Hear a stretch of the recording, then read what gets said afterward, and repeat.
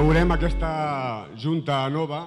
Em toca fer de teloner, perquè el president, en funcions de representació, ara va atendre els mitjans.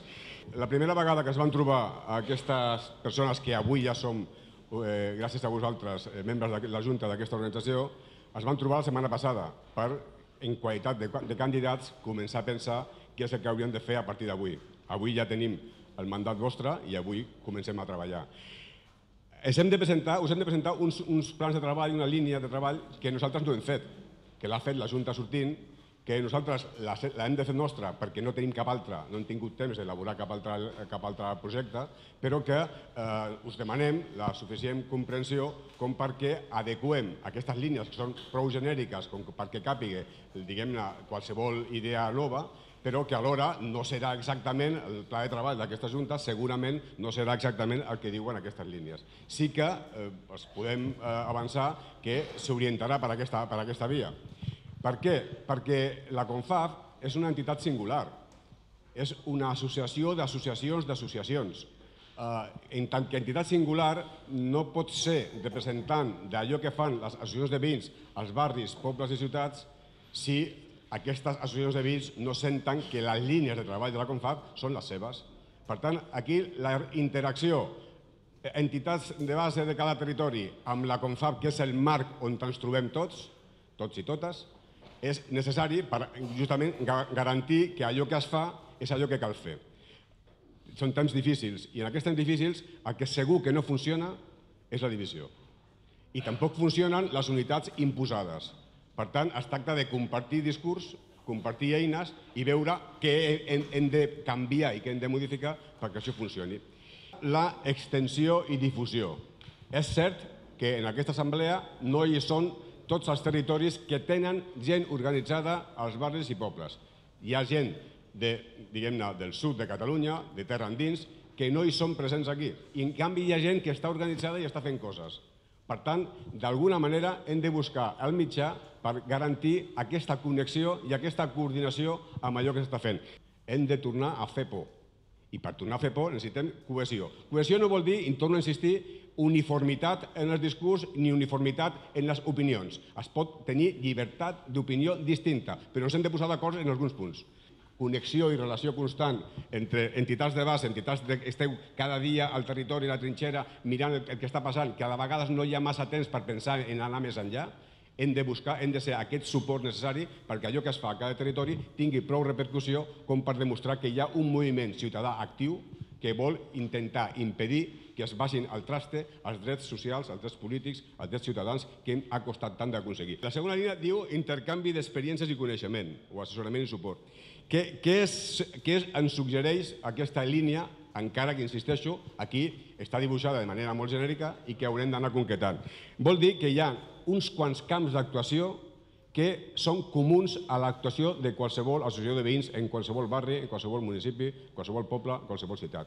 Línies d'actuació que avui tornen a estar damunt la taula quan feia 30 anys pensaven que ja no tornarien a parlar d'elles. Avui tornen a estar damunt la taula idees com llibertat, idees com salut universal, accés a la sanitat, idees com educació lliure, gratuïta, pública, tornen a estar un altre cop al carrer. Ens va costar aconseguir escoles i ara ens les volen tancar. Es va costar aconseguir centres de salut i ara es tanquen els serveis d'urgències o redueixen els serveis que s'han de fer. Podem coordinar-nos, ens hem de coordinar, ens hem de posar d'acord, coses com la que passarà aquesta tarda a la manifestació que està convocada, ens hem de posar d'acord amb altres que fan coses semblants, a l'àmbit de la salut, a l'àmbit de l'educació, a l'àmbit del medi ambient, a l'àmbit dels drets de les persones.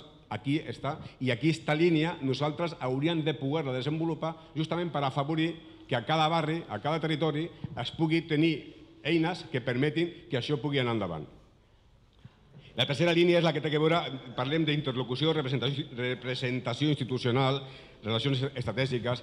Jo crec que aquesta sembla poc important perquè sembla molt superestructural, sembla que sigui allò que suposa que hi ha moltes reunions amb moltes administracions, amb moltes institucions, però avui allò que no està en els papers, allò que no està en la xarxa, allò que no apareix com a referent, no existeix.